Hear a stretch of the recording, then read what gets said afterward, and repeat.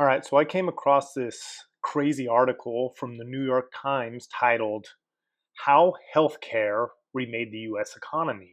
Now, this article was posted on July 3rd, and I will leave a link to it in the description so you can check it out yourself. So basically, this article starts out by pointing out that over the last 35 years, that the US economy has gone from a economy that makes most of its money from manufacturing to now one where healthcare is the major overall employer and biggest source of economic income. And it also says that in particular, over the past year, healthcare has been responsible for 1/3 of all employment growth. Now, as you can probably tell, there are a lot of strange, concerning, and even conspiratorial implications regarding this article. Then the article gets into it takes a strange turn, a strange and political turn, basically saying that if the Republicans get their way and this latest spending bill passes, that these funding cuts could put a significant strain on this growing industry and also cause a lot of unnecessary suffering to low income individuals who rely on this healthcare system for their health. Well, so while maybe that is true, this is a kind of your typical political theater and propaganda that only distracts us and divides us from the real issue, which is if the healthcare industry is growing and booming, why are we still sick? See, this is not a political issue. This is not a this is not a Democrat issue or a Republican issue. This is a we the people are getting screwed issue. See, the number one lesson in unplugging from the Matrix, maybe it's not number one, but at least it's in the top five, is that you have to understand that the right wing and the left wing are connected to the same bird. I mean, do you really think that politicians are your friends? Do you think they care about you? Do you think that the other administration would be doing a better job? I mean, take a look over the last 30 years. Presidents come and go, and the only thing that has changed is that obesity, depression, cancers, autoimmune diseases, and mental illnesses have all gone up.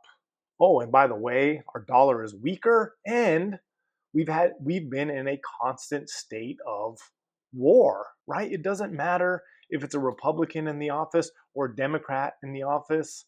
The same thing keeps happening over and over again. So again, if we are living in the most technologically advanced time in human history and we live in the richest country that is ever known, again, let me ask you, why are we so sick?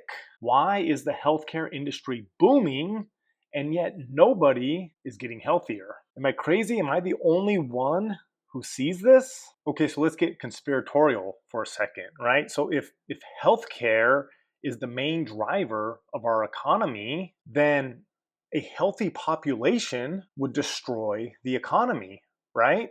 I mean, do you really think Big Pharma makes all that money by curing people? Or do you think they make it by addicting people to their drugs? I mean, we have been saying this for years. And by we, I mean the people who have been paying attention. I mean, they don't want you healthy. I mean, why do you think our food, our water, our soil is poisoned with fluoride and pesticides and microplastics?